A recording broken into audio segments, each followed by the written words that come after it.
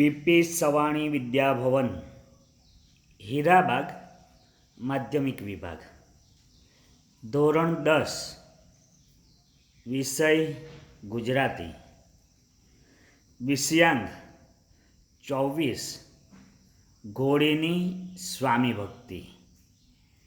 વિદ્યાર્થી મિત્રો, આપેલું શીર્ષક ઘોડીની સ્વામી ભક્તિમાં સ્વામી ભક્તિ શબ્દ એ સમાસના પ્રકારમાં સમાવિષ્ટ થયેલો છે. આપ સૌ સમાસના પ્રકારો વિશેનો અભ્યાસ કરી ગયા છો, એટલે ચોક્કસ ખ્યાલ આવી જ જવો જોઈએ કે આ સ્વામી ભક્તિ શબ્દનો સમાસનો પ્રકાર કયો હોઈ શકે. મિત્રો, સ્વામી ભક્તિને આપણે વિગ્રહ કરીએ તો સ્વામીની ભક્તિ એ રીતે થઈ શકે.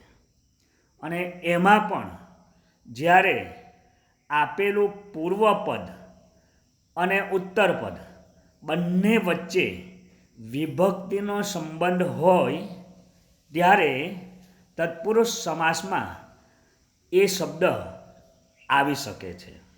અને એવી રીતે આ બંને પદો વચ્ચે વિભક્તિનો સંબંધ, અને એમાં પણ જોઈએ ત્યારે ષષ્ઠી વિભક્તિ સંબંધ વિભક્તિના પ્રત્યયથી આ બંને પદો જોડાયેલા છે. મિત્રો, તત્પુરુષ સમાસની વ્યાખ્યા જ એવી છે કે આપેલા બંને પદો વચ્ચે જ્યારે વિભક્તિનો સંબંધ હોય તે વખતે તે તત્પુરુષ સમાસ બની શકે છે. તત્પુરુષ સમાસમાં આપેલું પૂર્વપદ ગૌણ હોય છે અને ઉત્તરપદ મુખ્ય હોય છે. આ રીતે આ શબ્દ પણ તત્પુરુષ સમાસમાં પ્રયોજાયેલો શબ્દ પ્રયોગ છે. આ પાઠનો સાહિત્ય પ્રકાર લોકકથા. મિત્રો, લોકકથા એટલે પરંપરાથી ચાલતી આવેલી કથા અથવા તો પ્રચલિત કથા એમ કહી શકીએ. એમના લેખક જોરાવરસિંહ જાદવ. નમસ્કાર વિદ્યાર્થી મિત્રો, આજે હું ધોરણ 10ના ગુજરાતી વિષયમાં આપ સૌને પાઠ 24 ઘોડીની સ્વામી ભક્તિ વિશેની માહિતી આપીશ. જે આપ સૌ જે માધ્યમથી જોતા હો અથવા તો સાંભળતા હો તે વખતે એમને ધ્યાનથી સાંભળવું અને ગ્રહણ કરવું. તો મિત્રો, આ પાઠના લેખકના પરિચય વિશેની માહિતી પ્રાપ્ત કરીએ. તો આ પાઠના લેખક જોરાવરસિંહ દાનુભા જાદવ. તો જોરાવરસિંહ દાનુભા જાદવનો જન્મ તારીખ 10/2/1940ના રોજ થયો હતો. પરંતુ મિત્રો, એમનો જન્મ કયા સ્થળે થયો હતો તેનો ઉલ્લેખ કરેલ નથી.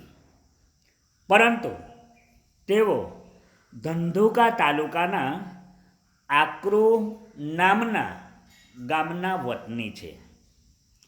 તેમણે ગુજરાતી સાહિત્યના જુદા જુદા સ્વરૂપોમાં સાહિત્યની કેડી કંડારેલી છે અને સાથે સાથે સંપાદન પણ કરેલું છે.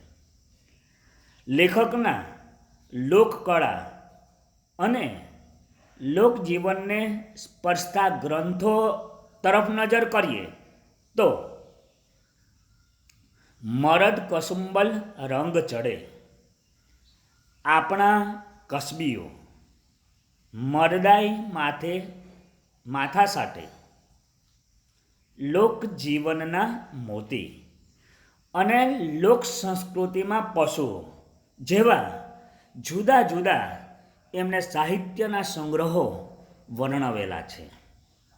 એમણે વિચરતી જાતિની લોકકળાઓને પણ પોતાના સાહિત્યમાં વાચા આપી છે. લેખકને સુંદર સાહિત્યના સર્જન માટે જુદા જુદા પુરસ્કારો પણ પ્રાપ્ય થયા હતા, એનાયત થયા હતા.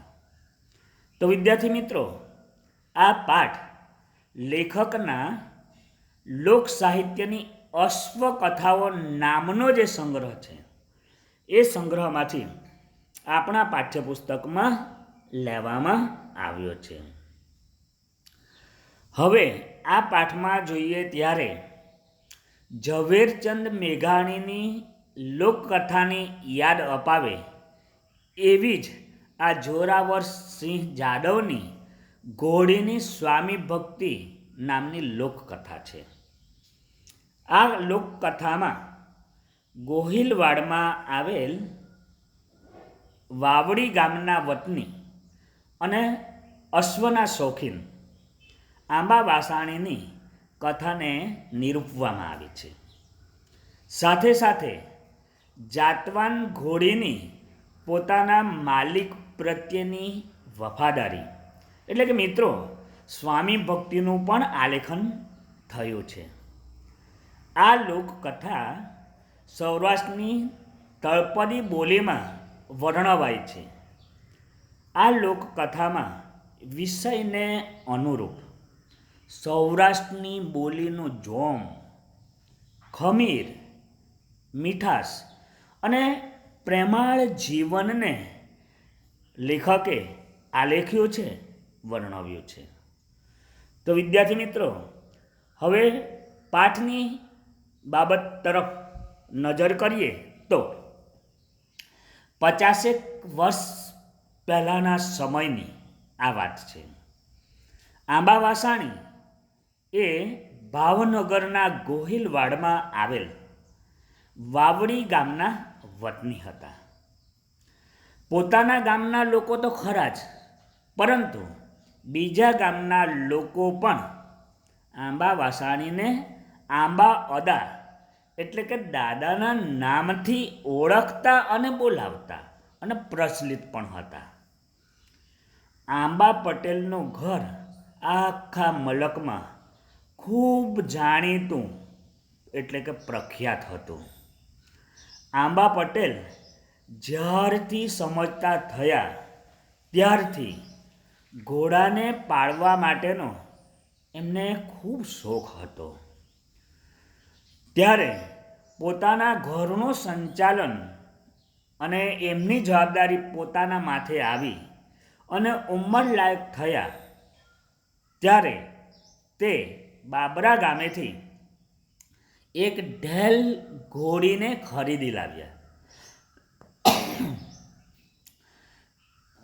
ઢેલ ઘોડીને ખરીદી લાવ્યા પછી એ ઘોડીનું જીવની જેમ એમને જતન એટલે કે સેવા ચાકરી કરવાની શરૂઆત કરી દીધી. એમની સેવા ચાકરી નાના બાળકની જેમ કરવાની શરૂઆત કરી.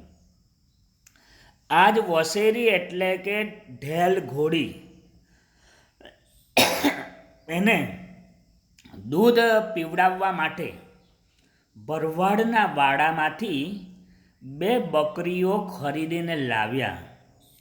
રોજ સવાર સાંજ બકરીનું દૂધ દોહીને તેઓ ઢેલ ઘોડીને પીવડાવતા એટલે કે આપતા. અને જેના કારણે આ ઘોડી માટે એમ કહેવાય છે કે જેટલી દિવસે વધે એટલી રાતે અને રાતે નહીં વધે એટલી દિવસે વધે એવું કહેવામાં આવતું. અને એના જ કારણે આ ઘોડી માત્ર ને માત્ર 3 વર્ષમાં જ તેના પર સવાર થઈ શકાય એવી તૈયાર થઈ ગઈ. આંબા પટેલે એને હોંશે હોંશે રેવાલની ચાલ શીખવી દીધી. એવું મિત્રો કહેવાય છે કે અસલ ઓલાદની ઘોડી મોટા ભાગે માતાના ગર્ભમાંથી અથવા તો કોઠામાંથી જ બધું શીખીને અવતરતી હોય છે જન્મતી હોય છે, આવતી હોય છે. એવી જ રીતે આ ઢેલ ઘોડીની રેવાડની ચાલ પરથી એવું લાગતું કે એ પણ માતાના કોઠામાંથી જ બધું શીખીને આવે હોય એમ લાગતું. આ ઘોડી પર બેસેલો ઘોડેસવાર હાથમાં દૂધની ટબુડી લઈને 5 ગાઉનું અંતર કાપે તો પણ એમાંથી દૂધનું એક ટીપું પણ નીચે ન પડે એવી આ ઢેલ ઘોડીને આંબા પટેલે રેવાડની ચાલ શીખવી હતી. એક દિવસ આંબા પટેલના મામાએ માણસ મોકલીને ખબર કે સંદેશો કહેવડાવ્યો હતો કે ભાણેજને ખબર થાય કે કોઈ પણ કામ હોય એ પડતું મૂકીને પોતાના મણાર ગામ આવે. મામાનો સંદેશો મળતા જ આંબા પટેલ મનમાં વિચાર કરવા લાગ્યા કે એવું તો શું હશે કે કામ પડતું મૂકીને અત્યારે જ પોતાના ગામ બોલાવે છે. અને એના લીધે આંબા પટેલે તે જ સમયે તે જ ઘડીએ મામાના ગામ મણાર જવાની તૈયારી શરૂ કરી દીધી. જે આગંતુક હતો, સંદેશો લાવનાર માણસ હતો, એમની પાસે જાત જાતની વાત કરીને કેમ બોલાવ્યા એ જાણવા માટેનો પ્રયત્ન કર્યો, પરંતુ આગંતુકે એમનું પેટ ન દીધું એટલે કે સાચી વાત ન જણાવી. જેના કારણે આંબા પટેલ મણાર ગામ જવાની તૈયારી કરવા લાગ્યા.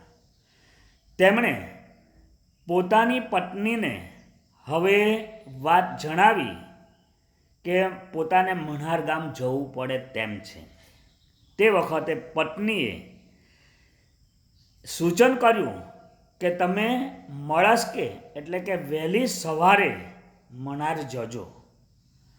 તો તે વખતે આંબા પટેલે જણાવ્યું કે મામાએ બધું કામ પડતું મૂકીને આજે જ અત્યારે જ મળવા બોલાવ્યા છે, તેથી ચોક્કસ કંઈક નવા જૂની થઈ હશે અને આવા સમયે મારે તાત્કાલિક જવું જ પડશે. અને એમાં પણ ઢેલ ઘોડી મારી સાથે હોય તો મારે વર્ષની ચિંતા કરવાની એવું જણાવી તેમણે પત્નીને કહ્યું કે વહેલી સવારે તમે મને મોકલો છો એ વાત સાચી તો છે, પરંતુ હું ત્યાં સુધી રાહ જોઈ શકું તેમ નથી. એમ કહેતા આંબા પટેલે કમર બાંધી એટલે કે કેળ બાંધી અને કળશો ભરીને પાણી પીધું ને પછી ઢેલ ઘોડી પર સવાર થઈને જવા નીકળ્યા. ઘોડી મણારના માર્ગે વીજળીની જેમ વહેતી થઈ એટલે કે દોડતી થઈ. તળાજા ગામને માર્ગે લગભગ 10 ગામનું અંતર કાપીને આંબા પટેલ અંધારું થતાં પહેલાં જ મામાના ઘરે પહોંચી ગયા. મામાના ઘરે મેડીએ ધીમો ધીમો દીવો બળતો હતો. મામા બારીએ બેસીને ભાણેજના આવવાની રાહ જોતા હતા. ભાણેજ આવી પહોંચતા જ મામા મેડીએથી નીચે ઉતર્યા. એમણે ખડકી ઉગાડી અને ભાણેજને ભેટી પડ્યા. ત્યાર પછી ઘોડીને અંદર લઈ ગયા, તેને ઢાળિયામાં લઈ ગયા. વળી ઘોડી પરના તંગ ને પેંગડા ઉતારીને મામાએ જાતે જ તેને ગમાણમાં એટલે કે ઢોર બાંધવાની જગ્યામાં વ્યવસ્થિત રીતે મૂક્યા. મામી પણ ઘરમાંથી બહાર આવી અને સૌના ખબર અંતર વિશેની માહિતી પ્રાપ્ત કરી. સાથે સાથે આંબા પટેલના બળદની પણ એમણે ખબર અંતર પૂછી. હવે ભાણેજ આવવાના છે એટલા માટે મામીએ જમવા માટેનું ભોજન તૈયાર રાખ્યું જ હતું. અને તે ભોજનને જમતા જમતા મામા અને ભાણેજે બંનેએ સુખ દુઃખ અને વ્યવહારની વાતો કરી. ભોજન આરોગીને મેળીએ ખાટલા ઢાળીને બંને જ્યારે સૂવા ગયા તે વખતે સૂતા સૂતા મામાએ પોતાની યુવાન એટલે કે જુવાન દીકરીના સંબંધના વિષયમાં ભાણેજને ભલામણ કરવાની વાત કરી અને વાત કરતાની સાથે જ પોતાના મનનો ભાર હળવો થયો. હવે બીજા દિવસે સવારે ભાણેજ એટલે કે આંબા પટેલ પોતાના વાવડી ગામે જવા માટે તૈયાર થયા. અને તે વખતે મામા અને મામીએ 2 દિવસ રોકાઈ જવા માટેનો આગ્રહ કર્યો, પરંતુ ભાણેજ આંબા પટેલ ન જ રોકાયા. તે વખતે દુઃખી હૃદયે મામા અને મામીએ આંબા પટેલને રજા આપી. મામા તો ભાણેજને પાદળ સુધી વિદાય આપવા ગયા અને રામ રામ કરીને બંને એકબીજાથી છૂટા પડ્યા. આંબા પટેલે વાવડીના રસ્તે પોતાની ઘોડી દોડાવી. લગભગ 2 ગામનું અંતર, મિત્રો ગામનું લખેલું છે, 2 ગામનું અંતર કાપ્યું હશે. ત્યાં જ ઉત્તર દિશામાંથી આકાશમાં કાળા ડિબાંગ વાદળો છવાઈ ગયા અને આકાશમાંથી વીજળીના ભડાકા કડાકા સાથે જોરદાર મુશળધાર ધોધમાર વરસાદ શરૂ થઈ ગયો. રસ્તામાં આગળ વધતા શેત્રુંજી નદીમાં ભારે ઘોડાપૂર આવ્યા હતા અને શેત્રુંજી નદી જાણે રમણે ચડી હોય એટલે કે તોફાને ચડી હોય તેમ ઘૂઘવાટા મારતી હતી. નદીના બંને કિનારે 50-50 જેટલા માણસો નદીના પાણી એટલે કે પૂર ઉતરવાની રાહ જોઈને બેઠા હતા. આંબા પટેલને ઓળખાણવાળા 2-5 ત્યાં માણસો આવ્યા અને એમને રામ રામ કર્યા. વિદ્યાર્થી મિત્રો, શેત્રુંજી નદીમાં ભયાનક પૂર જોઈને ઘડીભર તો આંબા પટેલ પણ પોતે વિમાસનમાં મુકાઈ ગયા, મૂંઝવણમાં મુકાઈ ગયા. નદીના પૂર જોઈને આંબા પટેલ મનમાં વિચારતા હતા કે હવે વાવડી ગામ પહોંચાય એમ પણ નથી અને મણાર ગામ પાછા ફરી શકાય એમ પણ નથી, પરંતુ ઘરે પહોંચ્યા વગર બીજો કોઈ પણ ઉપાય ન હતો. એમ વિચારીને કમર બાંધીને ઢેલ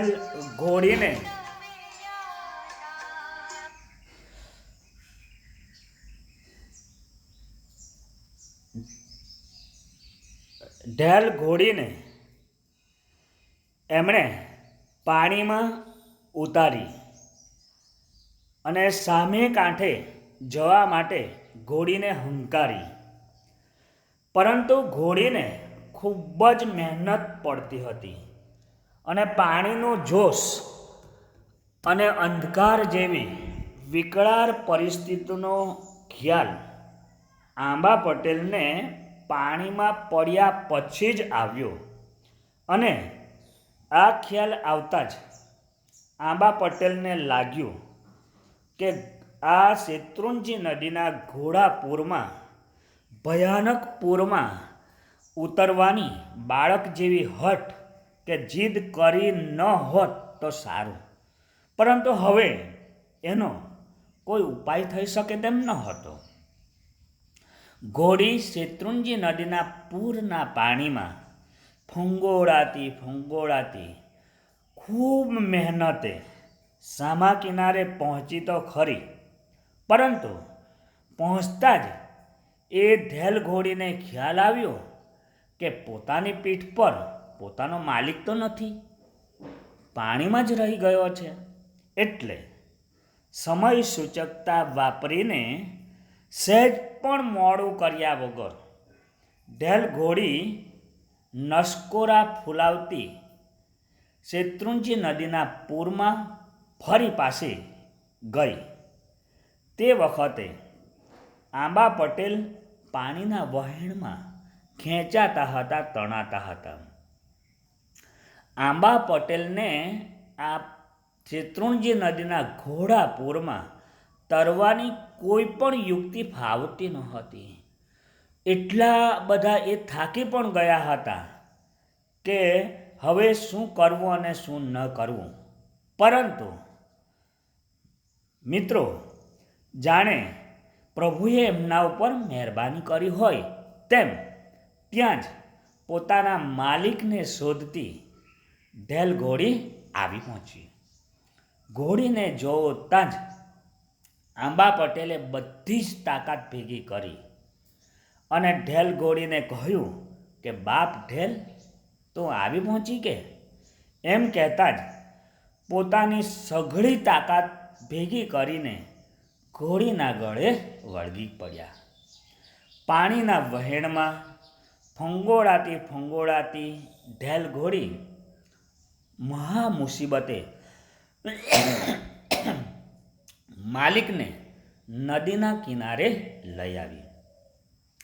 કિનારે પહોંચતા જ આંબા પટેલની આંખમાંથી અશ્રુધારા વહી નીકળી અને ક્યાંય સુધી ઘોડીની પીઠ ઉપર એમણે પોતાનો હાથ ફેરવ્યા કર્યો.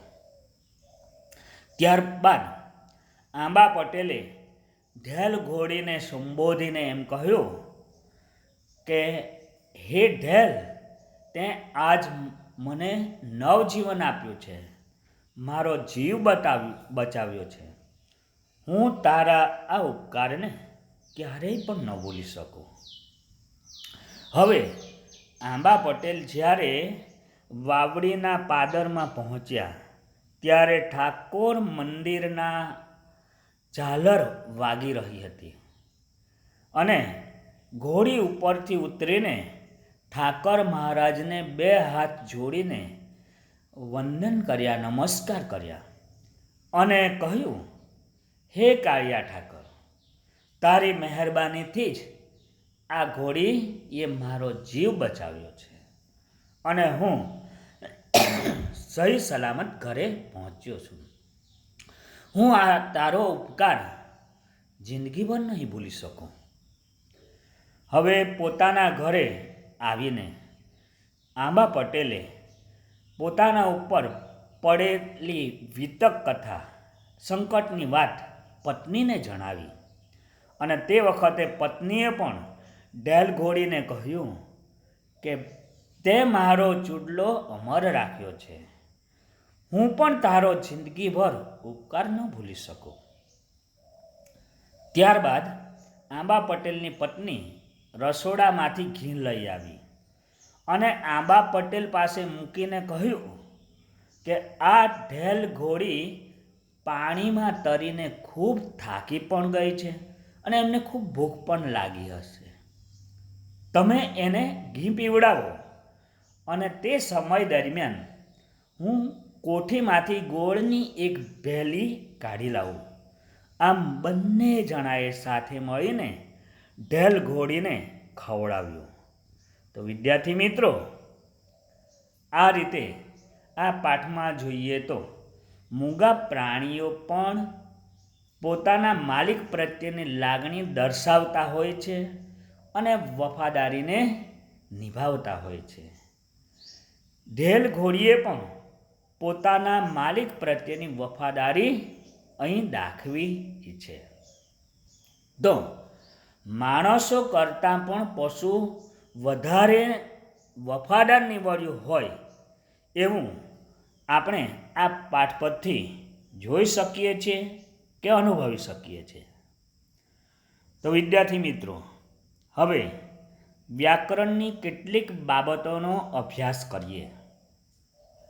એમાં કઠિન શબ્દો, ગોહિલવાડ, કાઠિયાવાડનો ભાવનગર આસપાસનો પ્રદેશ, મલક એટલે મિત્રો પ્રદેશ, પરંતુ આ જે મલક શબ્દ છે ને એ તળપદી બોલીમાં વર્ણવાયેલો શબ્દ છે, એટલે શિષ્ટરૂપ તરીકે પ્રદેશ શબ્દ આવી શકે છે. ત્યાર પછી અસલ એટલે કે મૂળ, અને વસેરી એટલે નાની ઘોડી, રેવાડ એટલે ઉછે નહીં છતાં વેગવાળી એવી ઘોડાની ચાલ, સિરાવવું એટલે નાસ્તો કરવો, ઓહણ એટલે ખ્યાલ, આગંતુક એટલે આવી ચઢેલું અથવા એકાએક આકસ્મિક આવી ચઢેલું, ઢાળિયો ઢાળવાળું સાપરું, ચોકડું ઘોડાના મોઢામાં રહેતો લગામનો લોઢાનો એટલે કે લોખંડનો ભાગ.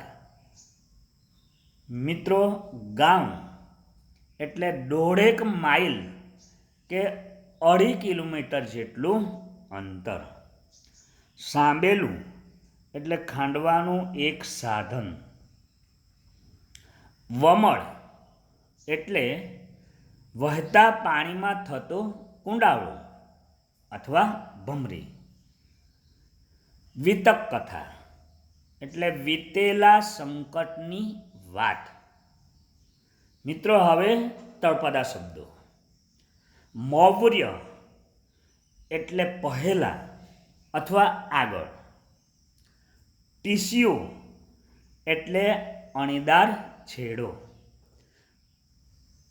પંડ્યના, મિત્રો અહીં પંડ્યાના એવો શબ્દ ભૂલથી પ્રિન્ટ થયેલો છે, પરંતુ પંડ્યના યા નહીં પરંતુ પંડ્યના એટલે પોતાના. વાવડ એટલે સમાચાર. અટાણે એટલે અત્યારે. હુરમત કરવી એટલે આબરૂ સાચવવી. 15 દી એટલે 15 દિવસ. વિદ્યાર્થી મિત્રો, હવે સમાનાર્થી શબ્દો. માવજત એટલે સાર સંભાળ અથવા સરભરા. ભલામણ એટલે સોંપણી. કોતરવું એટલે કંડારવું. સમાસના પ્રકારો જોઈએ તો કાળા ભટ્ટ એ શબ્દ કર્મધારય સમાસમાં પ્રયોજાયેલો છે.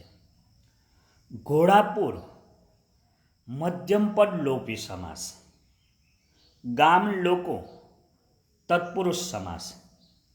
સ્વામી ભક્તિ તત્પુરુષ સમાસ. પરગામ કર્મધારય સમાસ.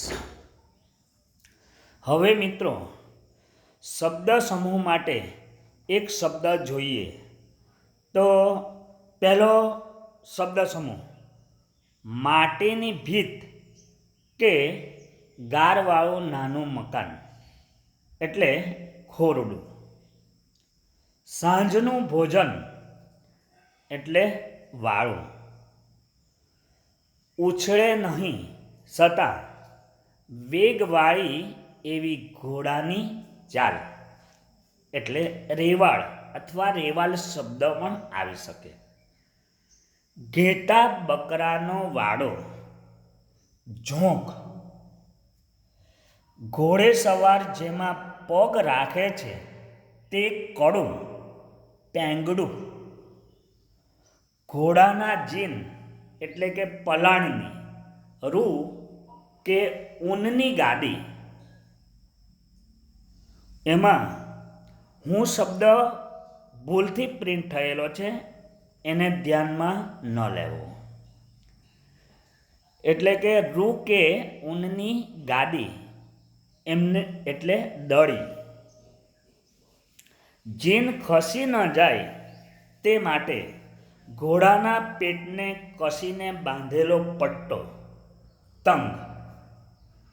વિદ્યાર્થી મિત્રો, રૂઢિપ્રયોગના અર્થ જોઈએ. ચૂડલો અમર રાખવો, સ્ત્રીનું અખંડ સૌભાગ્ય જાળવવું.